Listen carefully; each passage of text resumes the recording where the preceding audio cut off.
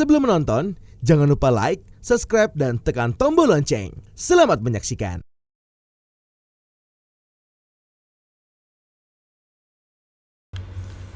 Menteri Pariwisata dan Ekonomi Kreatif Sandiaga Salahuddin Uno menyatakan akan melanjutkan dan mempercepat program akselerasi digital bagi pelaku ekonomi kreatif. Hal ini dilakukan sebagai respon cepat atas arahan Presiden Joko Widodo saat penyampaian RUU APBN tahun anggaran 2022 dan nota keuangan pada rapat paripurna DPR RI tahun sidang 2021-2022 di Gedung MPR DPR, Jakarta. Presiden menilai pandemi COVID-19 yang menerpa sejak awal 2020 sudah menjadi salah satu faktor yang mengakselerasi digitalisasi pelaku UMKM, khususnya di sektor ekonomi kreatif. Presiden menyampaikan, pandemi COVID-19 memaksa terjadinya perubahan di segala lini kehidupan masyarakat Indonesia. Salah satunya pemanfaatan platform digital sebagai bentuk inovasi dalam mendistribusikan serta mempromosikan produk-produk para pelaku ekonomi kreatif.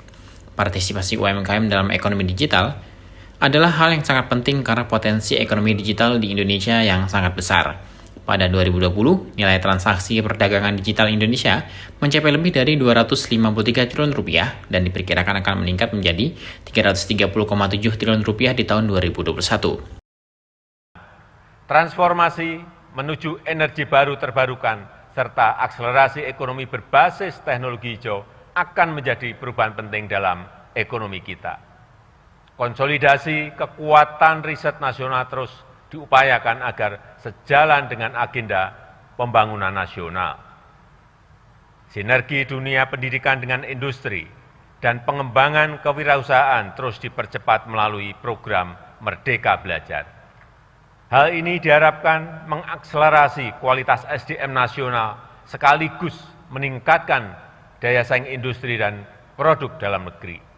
Perluasan akses pasar bagi produk-produk dalam negeri menjadi perhatian serius pemerintah. Program Bangga Buatan Indonesia terus kita gencarkan sembari meningkatkan daya saing produk lokal dalam kompetisi global. Pemerintah terus mendorong pengembangan ekosistem ekonomi digital untuk meningkatkan produktivitas masyarakat. Digitalisasi UMKM yang masuk ke aplikasi perdagangan elektronik, e-commerce, dan lokapasar jumlahnya terus bertambah.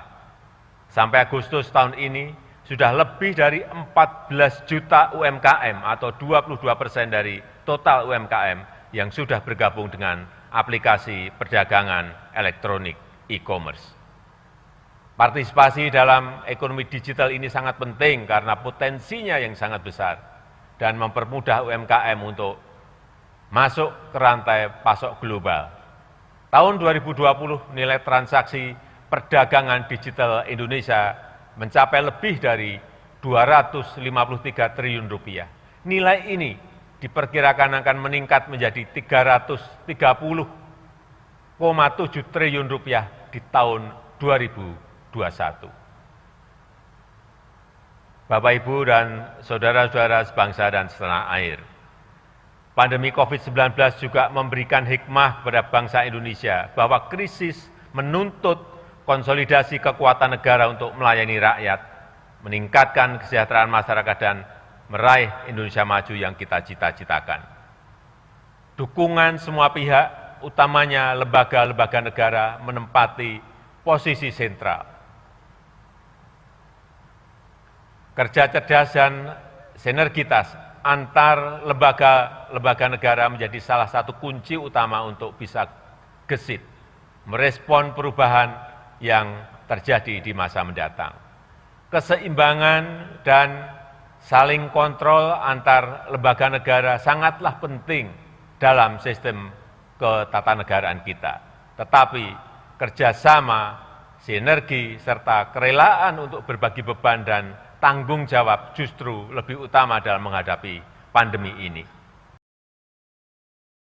Merespon hal itu, Menparekraf Sandiaga mengatakan, digitalisasi pelaku ekonomi kreatif harus didukung dengan pelaksanaan program konkret, di antaranya Bangga Buatan Indonesia yang dilaksanakan secara kolaboratif oleh kementerian dan lembaga terkait. Sandiaga mengungkapkan pihaknya juga terus mendorong para pelaku ekonomi kreatif untuk memanfaatkan platform digital dalam melakukan kegiatan perniagaan mulai dari promosi, distribusi, hingga transaksi produk.